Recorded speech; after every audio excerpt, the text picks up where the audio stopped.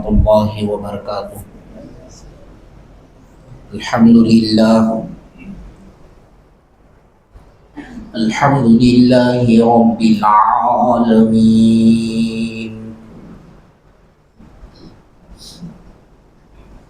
والعاقبۃ للمتقین،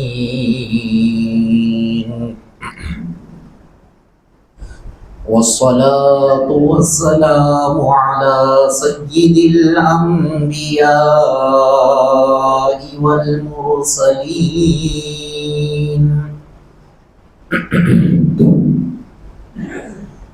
وعلى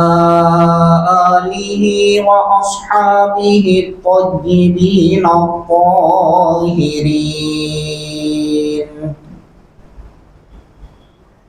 اشہد ان لا الہ الا اللہ وحدہ لا شریک لہ، واشہد ان سیدنا ونبینا ومولانا محمدا عبدہ ورسولہ، صلی اللہ علیہ وعلی آلہ واصحابہ وازواجہ وذریاتہ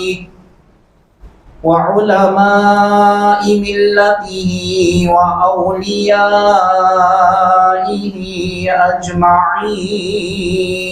اما بعد فاعوذ باللہ من الشیطان الرجیم، بسم اللہ الرحمن الرحیم۔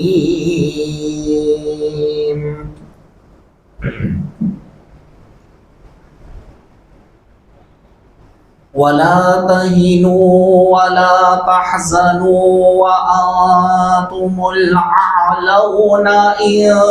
كنتم مؤمنين، صدق الله مولانا العظيم۔ وقال تعالى في شان حبيبه، إن الله وملائكته يصلون على النبي، يا أيها الذين آمنوا صلوا عليه وسلموا تسليما۔ اللهم صل على سيدنا وشفينا ونبينا ومولانا محمد وعلى آله وصحبه أفضل صلواتك وعدد معلوماتك، وبارك وسلم صلاة وسلاما عليك يا حبيبي يا رسول الله، صلى الله تعالى عليك وسلم۔ معزز سامعین کرام، محترم بزرگوں اور عزیز دوستوں، اللہ تبارک و تعالیٰ کا فضل احسان ہے، اس نے ہم گنہگاروں کو کالی کملی والے آقا حضور رحمت للعالمین شفیع المذنبین ارواحنا فدا مصطفیٰ صلی اللہ علیہ وسلم کا امتی بنایا۔ کرم ہے حق تعالیٰ کا، اس نے ہم گنہگاروں کو احکامات خداوندی کے تحت زندگی بسر کرنے کے لیے قرآن اور احادیث فقہ سے مالا مال فرمایا، اور آج عید المومنین جمعہ کے مبارک موقع پر اسی کے گھر میں اسی کی بارگاہ میں سجدہ ریز ہونے کا موقع عطا فرما رہا ہے۔ معزز سامعین کرام،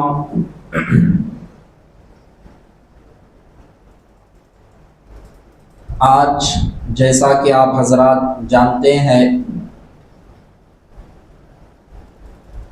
6 دسمبر ہے، اور آج ہی کا وہ دن ہے جس میں ہماری مسجد کو شہید کر دیا گیا تھا۔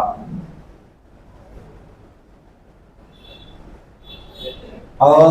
سارے مسلمانوں کے دلوں پر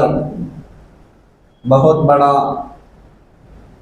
صدمہ ہے اور رہے گا۔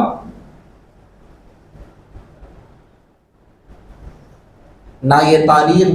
بھلائے جانے کے قابل ہے، بلکہ یہ تاریخ خود یاد رکھنے کے ساتھ ساتھ اپنی نسلوں کو بھی وہ تاریخ یاد دلانے کے لائق ہے، تاکہ خود بھی اسے یاد کرے، آنے والی نسلیں بھی اسے یاد کرے، اور ہمارے ساتھ جو ناانصافیاں ہوئی ہے، ہمارے گھر کو جو ہم سے چھینا گیا ہے، وہ آنے والوں کو بھی یاد رہ جائے۔ معزز سامعین اکرام، آج سے تقریباً 32 سال پہلے یہ واقعہ پیش آیا، لیکن آج بھی جب یہ تاریخ آتی ہے ایسا لگتا ہے کہ حال ہی میں یہ واقعہ ہمارے ساتھ پیش آیا ہے۔ عزیزان محترم، ذرا ہم غور کریں، آج جو نازک دور سے ہم گزر رہے ہیں، یہ ایسا نازک دور ہم پر چل رہا ہے، ہر طرف سے ہم پر نشانہ بنایا جا رہا ہے۔ آپ حضور علیہ الصلاۃ والسلام کی سیرت طیبہ کو اگر دیکھیں گے، اس کا مطالعہ کریں گے، اس کو پڑھیں گے، جس طرح سے مکہ المکرمہ کے اندر حبیب پاک صلی اللہ علیہ وسلم کو ستایا جا رہا تھا، ایمان لانے والوں کو تکلیف پہنچائی جا رہی تھی، یہاں تک کہ کئی صحابہ شہید ہو گئے اسلام کے خاطر، لیکن وہ صحابہ کی زندگی ہم کو یہی درس دے رہی ہے، یہی پیغام دے رہی ہے، جان جاتی ہے تو چلے جائے، لیکن ہمارے ایمان کے اندر کبھی بھی کمی واقع نہیں ہوگی۔ وہی مذہب اسلام پر جب مر مٹنا شروع ہو گئے تو صحابہ کی زندگی پکار کر ہم کو یہ کہہ رہی ہے، یہ جان دی اسی کی تھی، یہ جان تو دی اسی کی تھی، حق تو یہ ہے کہ حق ادا نہ ہوا۔ ان کی زندگی مبارکہ ہم کو یہ للکار کر کہہ رہی ہے، یہ جان تو مولا کی دی ہوئی جان ہے، اور اسی پر مر مٹتے ہوئے ہم اس جان کو قربان کر دیں گے تو ہمارے لیے کوئی بڑی بات نہیں ہے، یہ اسی کی جان ہے، اسی کے نذرانے عقیدت ہم پیش کر رہے ہیں۔ وہ جذبہ، وہ ایمان ان کا للکار کر قیامت تک کے آنے والوں کو یہ سبق دے رہا ہے، یہ پیغام دے رہا ہے، اگر ایسے حالات تمہارے سامنے آ جائے تو اپنی جان کی پرواہ نہ کرنا، مذہب اسلام کی بقا کے لیے، مذہب اسلام پر مر مٹنے کے لیے، مذہب اسلام پر آنچ نہ آنے نہ دینا، اور اپنے اسلام کے احکامات پر تم پابندی کے ساتھ عمل پیرا ہونا، اور آنے والے مقابلوں کا تم اس کو سدے باب کرنا، اس کو روکنا، یہ تمہاری ذمہ داری بن جاتی ہے۔ ان کی زندگی مبارکہ ہم کو یہ سبق دے رہی ہے۔ آج دیکھیں معزز سامعین کرام،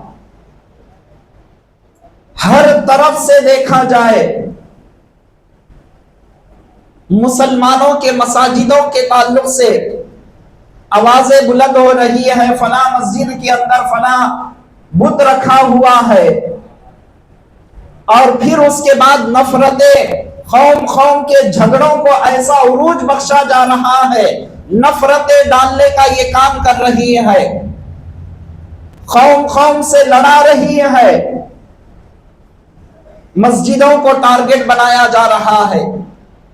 کبھی مدارس کو ٹارگٹ بنایا جا رہا ہے، ہماری درگاہوں کو ٹارگٹ بنایا جا رہا ہے، اوقافی جائیداد کو ٹارگٹ بنایا جا رہا ہے،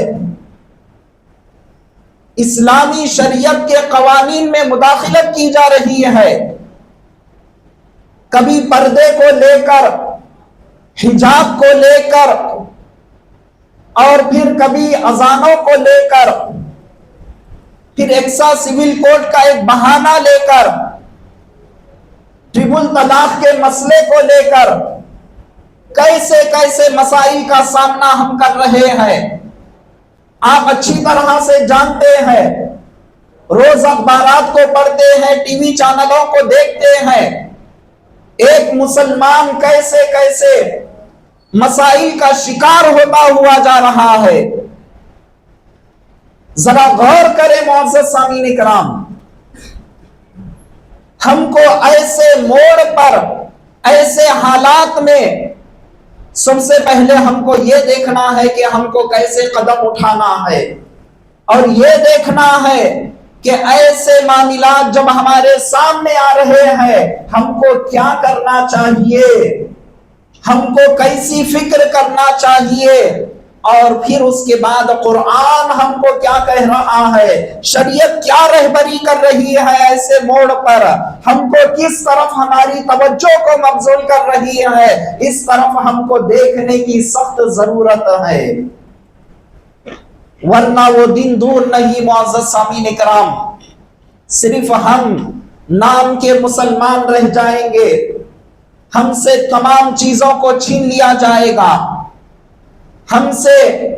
جو وہ ناپاک ارادے کر رہے ہیں ایک ایک کر کے وہ ناپاک ارادوں کے اندر وہ کامیاب ہوتے ہوئے چلے جائیں گے، ہم ہاتھ پر ہاتھ رکھے ہوئے دیکھتے رہ جائیں گے، ہم صرف تکتے رہ جائیں گے، ہم صرف اپنے سینے کو پیٹتے ہوئے رہ جائیں گے، لیکن وہ وقت آنے سے پہلے ہم کو تیار رہنے کی ضرورت ہے، وہ وقت آنے سے پہلے اپنے آپ کو مستحکم کرنے کی ضرورت ہے، وہ وقت آنے سے پہلے اپنے آپ کے سدھار کرنے کی ہمارے لیے ضرورت ہے، وہ وقت آنے سے پہلے ہم تمام کو قرآنی ہدایات کو پیش نظر رکھ کر اس پر عمل پیرا ہونے کی ضرورت ہے۔ معزز سامعین کرام، ہندوستان کا ایسا پاکیزہ کلچر ہے، آپ اچھی طرح جانتے ہیں، جس میں ہر قوم والے کو اپنے قوم کے مسائل کے تحت، اپنے قوم کے اصول کے تحت اس کو چلنے کی اجازت ہے، اور اس مشن کو اس کو آگے بڑھا سکتا ہے، وہ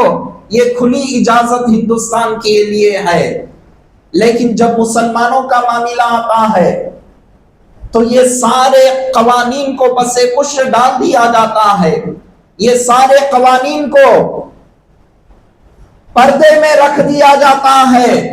اور مسلمانوں کے تمام مسائل کو خود اس میں مداخلت کرتے ہوئے آگے بڑھ کر ہمدردی کا ایک چہرہ لے کر سامنے آ جاتے ہیں، اور یہ ظاہر کرتے ہیں اپنے آپ کو، ہم مسلمانوں کے ہمدرد ہیں، ہم خیر خواہ ہیں، ہم مسلمانوں کی عورتوں کے ساتھ اچھا سلوک کریں گے، ان کو ان کا انصاف دلائیں گے، اس طرح سے شکل اختیار کر کے یہ مسلمانوں کے سامنے آ رہے ہیں۔ غور کریں معزز سامعین کرام، اسلام سے بڑھ کر آج کل کا کوئی شخص جو اللہ کو نہ ماننے والا ہو، جس کے دل میں کفر جمع ہوا ہے، وہ ایک مسلمان کے ساتھ کیا ہمدردی کرے گا، وہ ایک مسلمان عورتوں کے ساتھ کیا انصافی کی بات کرے گا، وہ ایک مسلمانوں کے قوانین میں مداخلت کر کے کیا انصاف وہ کرے گا۔ آج ہم الحمدللہ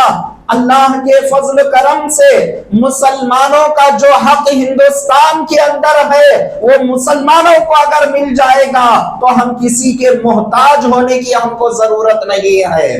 کسی کے ٹکڑوں کی خیرات لینے کی ہم کو ضرورت نہیں پڑتی، کیونکہ ہمارے بڑے بڑے اللہ والوں نے، اخلاص والے بندوں نے، اللہ کی محبت دل میں رکھنے والے بندے، مصطفیٰ کی محبت دل میں رکھنے والے بندے اپنی جائیداد کو وقف کرتے ہوئے اللہ کی راہ میں چلے گئے، اور ایسے اپنے پراپرٹیز کو اللہ کی راہ میں وقف کرتے ہوئے چلے گئے۔ آج مسلمانوں کو ان کا حق مل جائے تو کسی کے ٹکڑوں کو لینے کی ہم کو ضرورت نہیں پڑتی ہے، بلکہ ہمارے اندر خود یہ صلاحیت پیدا ہو جاتی ہے، ہمارے اندر خود یہ پاور پیدا ہو جاتا ہے، ہم غیر محتاجوں کو ہم مدد کر سکے، چاہے وہ اپنے ہو یا غیر ہو، ہر ایک کے دکھ درد میں ہم شامل ہو سکے، وہ پاور وہ اختیار مسلمانوں کو مل جاتا ہے۔ معزز سامعین کرام، آج وہی دولت کو مسلمانوں سے چھیننے کی ناپاک کوشش کی جا رہی ہے۔ ذرا غور کرے معزز سامعین کرام، آج ہم کو جاگنے کی ضرورت ہے، ہمارے یہ مردہ ضمیر کو زندہ کرنے کی ضرورت ہے۔ آج ہمارے اندر احساسات کے جو جذبے دم توڑتے ہوئے نظر آ رہے ہیں اس کو ہم کو جگانے کی ضرورت ہے۔ معزز سامعین کرام، ہم کیا سمجھتے ہیں اوقافی جائیداد؟ بعض لوگوں کی ذہنیت یہ بن چکی ہے آج چھینتے ہیں تو چھین لینے دے، لیکن یہ غور کرے اسلامی نقطہ نظر سے یہ اوقافی جائیداد کے جو حصے ہیں ایک مسلمان کو بھی اس کو بیچنے کا حق نہیں ہے۔ ایک مسلمان غیر تو غیر، ایک مسلمان اللہ کی راہ میں جو پراپرٹیز کو وقف کر دیا گیا، وقف کرنے کے بعد وہ خدا کی ملکیت ہو جاتی ہے۔ وقف کا معنی ہی ہوتا ہے اللہ کی راہ میں اس کو وقف کر دینا، اس کو چھوڑ دینا۔ جب اللہ کی راہ میں جس پراپرٹی کو چھوڑ دیا جاتا ہے، ایک مسلمان کو، ایک کلمہ گوہ کو یہ حق حاصل نہیں ہے شریعت کی روشنی میں وہ پراپرٹی کو بیچ سکے، وہ پراپرٹی کو اپنی جیسے چاہے وہ استعمال کر سکے۔ واقف وقف کرنے والا جس مقصد کے تحت اسے وقف کرے گا اسی کے ماتحت اس کو چلانا پڑے گا۔ کوئی لے گا اپنی منمانی مرضی سے اسے بیچ دے گا، خدا کی بارگاہ میں وہ سزاوار ہوگا، خدا کی پکڑ میں وہ آ جائے گا۔ تو ذرا غور کریں، اتنے نازک مسائل ہے، اللہ کی راہ میں وقف کی ہوئی زمین کو ہم مسلمان اس کے اندر اپنی منمانی طبیعت کے مطابق، اپنی طبیعت کے مطابق اس میں جیسا چاہے اسے استعمال نہیں کر سکتے ہیں، تو یہ غیروں کو کہاں سے حق حاصل ہو گیا کہ ہماری زمینوں کو لے کر ہماری زمینوں پر ناجائز قبضہ کرنے کی کوشش کر رہے ہیں اور ہم سے ہمارا حق چھیننے کی کوشش کر رہے ہیں، اور وہ لے کر جیسا چاہے وہ استعمال کرنے کی وہ ناپاک کوشش کر رہے ہیں۔ جب مسلمانوں کو حق حاصل نہیں ہے تو غیروں کو کہاں سے حق حاصل ہو گیا؟ غور کرے معزز سامعین کرام، یہ اللہ کی ملکیت ہے، اللہ کی ملکیت اللہ ہی کے مرضی کے مطابق، اللہ ہی کے احکام کے مطابق وقف کرنے والے کے اس کے جائز مقاصد کے مطابق اس کو استعمال کیا جا سکتا ہے۔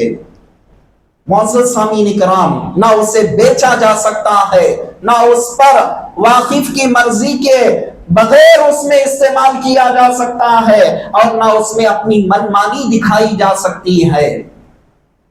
آج دیکھا گیا معزز سامعین کرام، کوئی میں سیاسی تقریر آپ کے سامنے نہیں کر رہا ہو، مسلمان کے شعور کو بیدار کرنے کی آج ضرورت ہے۔ ایسے ماحول میں شریعت ہمارے لیے کیا رہبری کر رہی ہے اس کو ہم کو دیکھنے کی ضرورت ہے۔ کب تک ہم اس طرح سے سوتے رہیں گے؟ کب تک ہم اس طرح سے خواب غفلت میں رہیں گے؟ ہم کو جاگنے کی ضرورت ہے معزز سامعین کرام۔ ایسے حالات کا ہم کو جائزہ لیتے ہوئے شریعت ایسے وقت ہم کو کیا کہہ رہی ہے اس کو دیکھنے کی ہم کو ضرورت ہے۔ معزز سامعین کرام، شریعت کے مسائل کو آج غیر حل کرنے کے لیے آ رہے ہیں، ہمدردی کا چہرہ لے کر ہم انصاف دلائیں گے ان کے ساتھ۔ تم کیا خاک انصاف دلاؤ گے؟ جو اسلام نے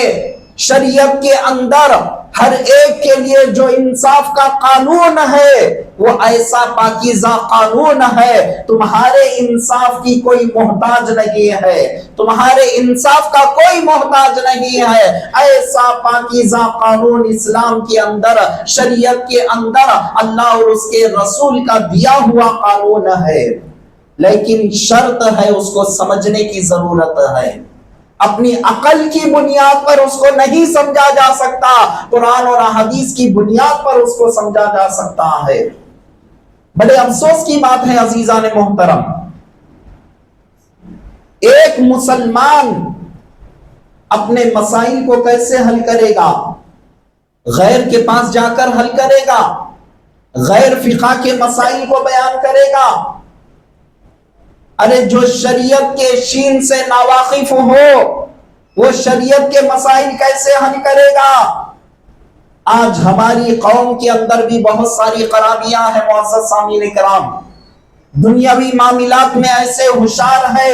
سر کا درد اگر کسی کو آ جائے حجام شاپ میں جا کر گولی نہیں پوچھتا، میڈیکل شاپ میں جا کر گولی پوچھتا ہے، حجام شاپ میں جا کر اس کا علاج نہیں کراتا۔ اب یہ شریعت کی بات آتی ہے تو علماء سے رجوع ہونے کے بجائے غیر کے پاس جا کر اپنے مسائل کو کیسے حل کر سکے گا؟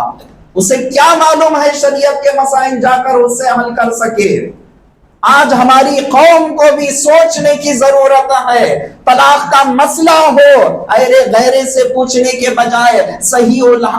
العقیدہ علماء سے رجوع ہوتے، اس کا مسئلہ کیا ہے تو صحیح العقیدہ علماء اس کو بیان فرماتے، دیکھو یہ مسئلہ ایسا ہے، یہ مسئلہ ایسا ہے، شریعت کے اندر 3 طلاق کا حق حاصل ہے، کوئی اگر 1 مرتبہ دیتا ہے تو وہ گناہگار بن جاتا ہے، شریعت کے قانون کے اندر 1 مرتبہ اگر کوئی طلاق دے اور اس کے لیے شریعت نے یہ مہلت دی ہے کہ وہ آپس میں سدھر جائے، ابھی لوٹانے کا اس کو حق حاصل ہے، اور بغیر کسی شرائط کے وہ اپنی اہلیہ کو، اپنی بیوی کو اپنے پاس لوٹا سکتا ہے۔ ایسا پاکیزہ قانون شریعت بتا رہا ہے۔ 1 مرتبہ طلاق دے دیا،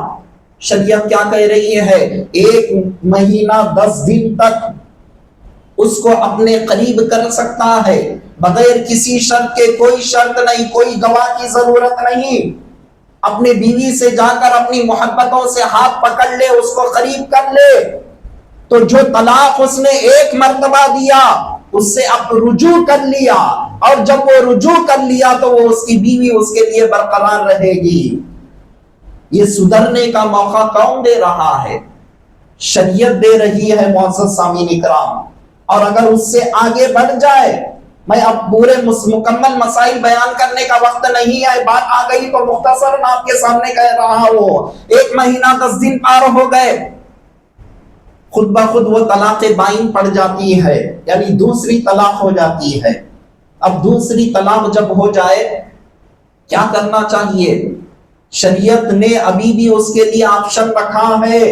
ابھی بھی وہ غیر نہیں ہوئی، اس کو اپنانا چاہے تو اپنا سکتے ہیں۔ تم جذبات میں آ کر، تم غصے میں آ کر، یا کوئی شراب کے نشے میں رہ کر، یا کوئی ظلم و زیادتی کو برداشت نہیں کر کے آگے قدم بڑھا رہا ہے، یا پھر کوئی اور جذبات میں قدم بڑھا رہا ہے، اللہ نے موقع دیا، سدھر جا، سنور جا، غصے کو ٹھنڈا کر لے۔ جب تیرا غصہ ٹھنڈا ہو جائے گا، جب تیرے جذبات قابو میں آ جائے گے، ابھی بھی تیرے لیے موقع ہے کہ وہ بیوی کو تو اپنا سکتا ہے۔ شرط یہ ہے نئے مہر کے ساتھ اس کے ساتھ نکاح کرنا پڑے گا، اب وہ تیری بیوی ہو جائے گی۔ کیا شرط ہے؟ نیا مہر دو، ایجاب اور قبول کر لو، تمہارے لیے وہ جائز ہو گئی، حلال ہو گئی، وہ تمہاری بیوی تمہاری بن کر رہ جائے گی۔ اب اس کے بعد کا ہے، اس کے بعد بھی اگر نہیں سدھر رہے ہیں، اور اس کے بعد بھی اگر وہ اسی طرح سے حرکتوں میں ہے، جب جا کر اسلام یہ اجازت دے رہا ہے ایسے شخص سے، یا پھر ایسی عورت سے، یا پھر ایسے مرد سے چھٹکارا پانے کے لیے، جب ट्रिपल तलाक का मसला रखा गया है। तीसरी तलाक का मसला जब पेश आता है मुअज़्ज़ज़ सामीन इकराम, जब ऐसा शख्स तीसरी तलाक देकर हमेशा के लिए उससे बरी हो सकता है। शरीयत के कानून को कौन जानेगा? आज गैर हमदर्दी का दावा करते हुए आ रहे हैं। अजीजान मोहतरम, आज मुसलमान कौम को जागने की जरूरत है। ऐसे नाजुक माहौल में क्या करने की जरूरत है मुअज़्ज़ज़ सामीन इकराम? कुरान क्या कह रहा है? आज हमसे जो एक मस्जिद को छीना गया, आज भी वो दिन दूर नहीं मुअज़्ज़ज़ सामीन इकराम। मुसलमान अगर अल्लाह की तरफ रुजू हो जाए, मुसलमान मस्जिदों को आबाद करने लग जाए, मुसलमान तौबा इस्तिग़फ़ार करने लग जाए, मुसलमान अल्लाह तबारक व तआला की जात पर भरोसा करने लग जाए, तो तारीख शाहिद है जब खाने काबा को ढाने के लिए अब्रहा बादशाह आया, अल्लाह तबारक व तआला ने खाने काबा की कैसी हिफाजत फरमाई कि एक अबाबिल परिंदों के जरिए से वो अपनी चोंच में, अपने पंजों में कंकरियों को लेकर उनके सरों पर मारते चले गए, फेंकते चले गए, तो वो एक कंकरी, एक गोली से ज्यादा उन पर ऐसी असर करते चले गई, सारे जिस्म को छेद करते हुए जो जानवर पर वो बैठे थे वो जानवर से आर पार होते हुए चले गई। तारीख गवाह है मुअज़्ज़ज़ सामीन इकराम। कुरान करीम के अंदर सूरह फील के अंदर अल्लाह तबारक व तआला ने वाक़िया पेश फरमाया, वो सारे वाक़िए को बयान फरमा दिया, सिर्फ मैं इशारा दे रहा हूं। क्या हुआ? मुअज़्ज़ज़ सामीन इकराम आकर पूछने लगे, आपने कहा मेरे जानवर मुझे वापस कर दो। हजरत अब्दुल मुत्तलिब ने कहा मेरे जानवर मुझे वापस कर दो। बादशाह हैरान होकर कहने लगा, मैं तो ये सोच रहा था तुम अरब के यहाँ के बड़े हो, मुसलमानों के सरदार माने जाते हैं, मुसलमानों के रहबर माने जाते हैं, मुसलमानों के एक अमीर माने जाते हैं, लेकिन तुमने खाने काबा के तहफ़्फ़ुज़ की बात करते, खाने काबा को मैं ढाने के लिए आया उसकी बात करते, लेकिन तुम तो बड़ा अजीब सवाल कर रहे हो, मेरे जानवर मुझे वापिस कर दो। तो आप क्या जवाब दे रहे हैं? ये जानवर मेरे हैं, इसकी हिफाजत मेरी जिम्मेदारी है। खाने काबा मौला का घर है, वो मौला खुद उसकी हिफाजत करेगा। आपने अपनी जुबान मुबारक से ये अल्फाज अदा किए, जबले अबू कुबैस पर चले गए, रब की बारगाह में लौ लगाकर दुआ करने लगे, मौला तेरे घर की तो हिफाजत फरमा। वो दिल से निकली हुई दुआ ऐसी असर कर जाई, देखते ही देखते एक ऐसा नूर झलकने लगा, खाने काबा की दीवारें रोशन होने लगी, अल्लाह तबारक व तआला की मदद ऐसी आई कि एक मामूली परिंदा आकर अपनी चोंच में कंकरियों को लेकर सारे फौज को तबाह व बर्बाद कर दिया। क्या ये मदद वही खुदा आज भी है? वही खुदा हमेशा से है, हमेशा रहेगा। आज भी वो मदद आएगी जरूर, लेकिन वो मदद के मुस्तहिक हम होना चाहिए। वो मदद कैसे हासिल करें, हम उसके लायक बनना चाहिए। आज हमारा जायजा लेंगे मुअज़्ज़ज़ सामीन इकराम, हर एतबार से हम दूर दूर नजर आ रहे हैं।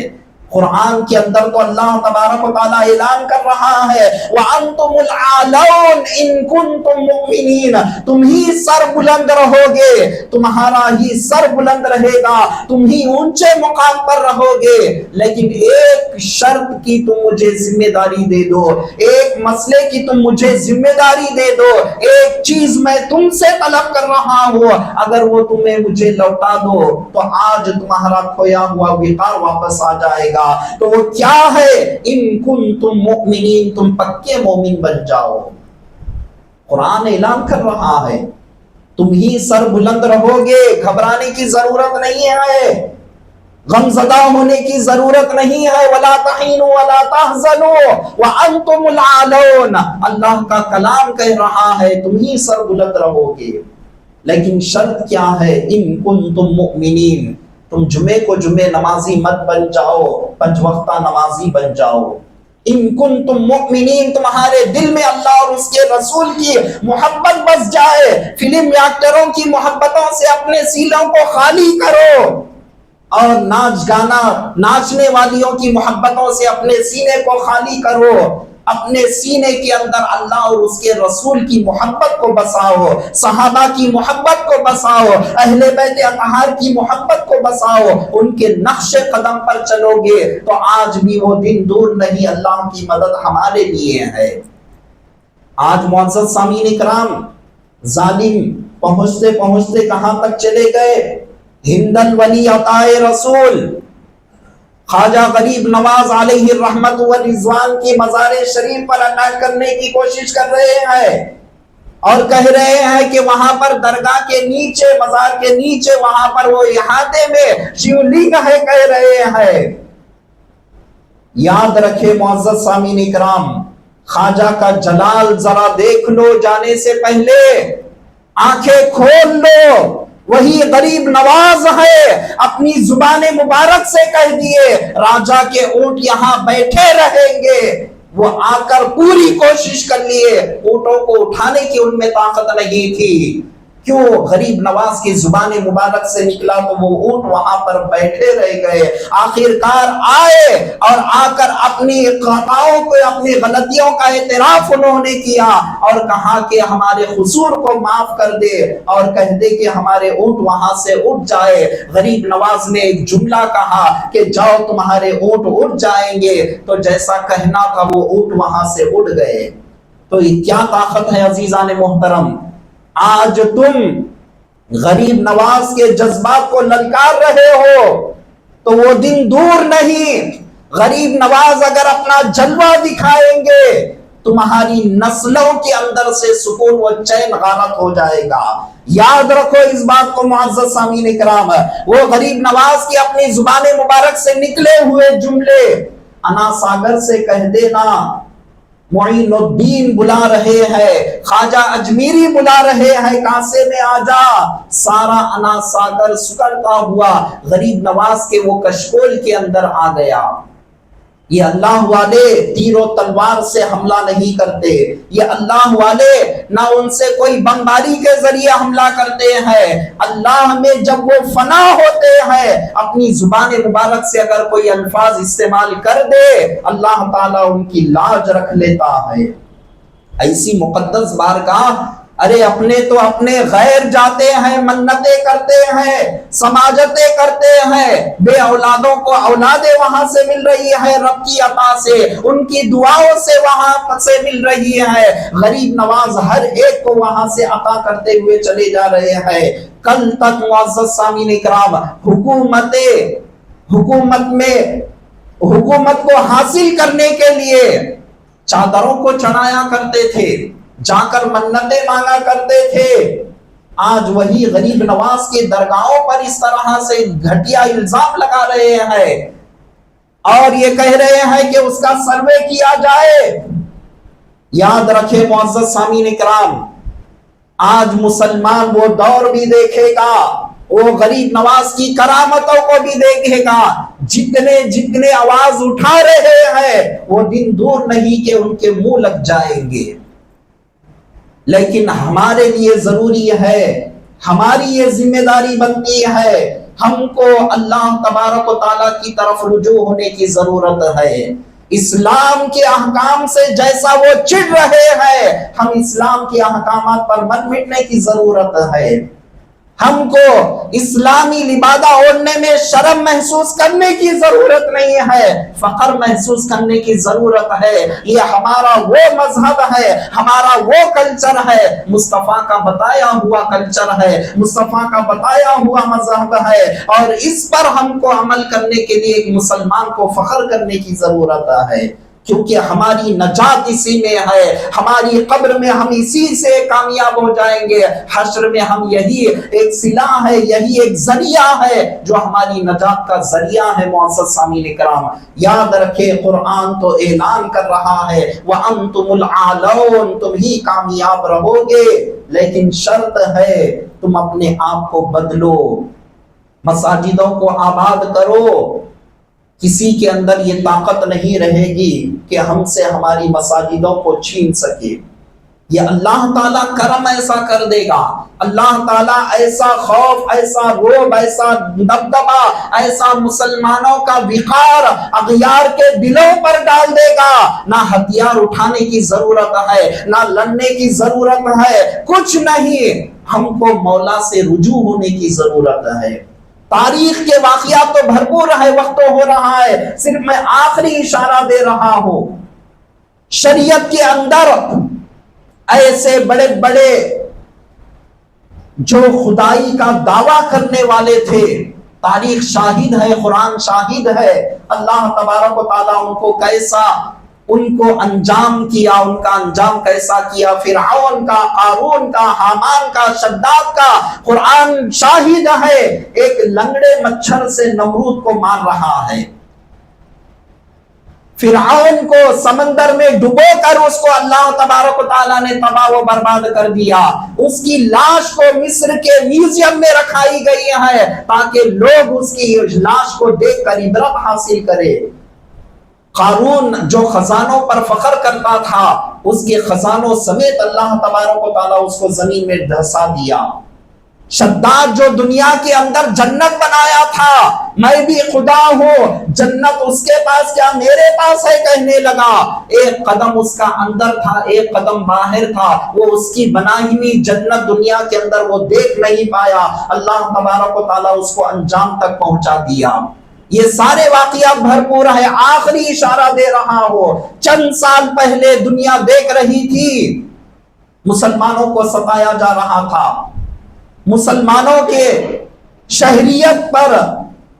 انکار کیا جا رہا تھا، ان کو شہر بدر کر دیا جائے، اس طرح سے کہا جا رہا تھا، جب ہر مسلمان کے لبوں پر یہی تھا کہ مولا ہماری حفاظت فرما، مولا ہماری حفاظت فرما، سب لوگ ایک جا جمع ہو کر یہ کہہ رہے تھے کہ مولا تو ہی ہمارا کفیل و کارساز ہے، تیری ہی بارگاہ سے ہم مدد کے لیے بھکاری بن کر تیری بارگاہ میں مانگ رہے ہیں، مدد فرما، نصرت فرما۔ اللہ کی بارگاہ میں مانگنے لگے، اللہ تبارک و تعالیٰ نے ایک کیڑے کے ذریعے، کرونا وائرس کے ذریعے ساری دنیا کو پیغام دے دیا، ساری دنیا کو سبق سکھا دیا۔ اللہ تبارک و تعالیٰ کی قدرت میں کمی نہیں ہے، وہ ایک کیڑے کے ذریعے سے نسلوں کو برباد کر کے رکھ دیتا ہے۔ کیا تھا معزز سامعین اکرام؟ کوئی سوچا، کوئی سمجھا ایسا عذاب آئے گا؟ کوئی نہیں سمجھا، کوئی نہیں سوچا، اچانک آیا، ایسا آیا، اللہ تبارک و تعالی ہر گھر میں اس کو اس کے لیے قید خانہ بنا دیا، گھر سے باہر نکلے گا بیماری اٹیک ہو جائے گی، کوئی کسی سے نہیں ملے گا، سینیٹائزر کا استعمال کیا جا رہا تھا، دور دور تک ماسک کو استعمال کیا جا رہا تھا۔ یہ اللہ کا عذاب نہیں تو کیا تھا معزز سامعین کرام؟ کیا تھا اس وقت؟ غور کرے آپ، سارے لوگ مسجدوں کو آباد کرنے لگے، سارے لوگ رب کی طرف متوجہ ہونے لگے، اللہ تعالیٰ ایک جھلک ایسی دکھا دیا۔ آج بھی وہ دن دور نہیں معزز سامعین کرام، ایسے حالات میں ہم اپنے آپ کا جائزہ لینا، اپنے آپ کو سدھارنے کی ضرورت ہے۔ جب تک ہم نہیں سدھریں گے، یاد رکھے اللہ کی مدد آنے والی نہیں ہے۔ ہم سدھر جائیں گے، پنج وقتہ نمازی بن جائیں گے، صرف جمعے کو جمعہ نہیں، ہر آن ہر گھڑی اللہ کے گھروں کو آباد کریں گے، ہمارا تعلق اللہ اور اس کے رسول سے، مصطفیٰ سے مضبوط رہے گا، اہل بیت سے مضبوط رہے گا، صحابہ سے مضبوط رہے گا۔ خدا کی قسم آج بھی اللہ کی مدد ہمارے لیے شامل حال ہو جائے گی۔ رب کی بارگاہ میں دعا ہے کہ پروردگار عالم کہنے والوں کو، سننے والوں کو ہر دونوں کا عمل کی توفیق عطا فرما۔ مولا یہ تمام فتنوں سے مسلمانوں کی حفاظت فرما۔ مولا تیری مدد کے انتظار میں ہے، مولا تیری نصرت، تیری مدد ہم سب کے زندگیوں میں شامل حال فرما، ہم سب کو سدھرنے کا موقع عطا فرما دے۔ مولا ہم سب کو تیری بارگاہ میں رجوع ہونے کا ہمارے دلوں کے اندر وہ جذبات کو پیدا فرما دے، ہمارے گناہوں کو معاف فرما۔ مولا ہم سب زندگی بھر تجھ کو راضی کرنے والے اعمال کرنے کی توفیق عطا فرما۔ واسطہ سرکار دو عالم صلی اللہ علیہ وسلم کا، وصلی اللہ تعالی وسلم علی خیر خلقی سیدنا محمد وعلی آلہ واصحابہ اجمعین، والحمد للہ رب العالمین، وما علینا الا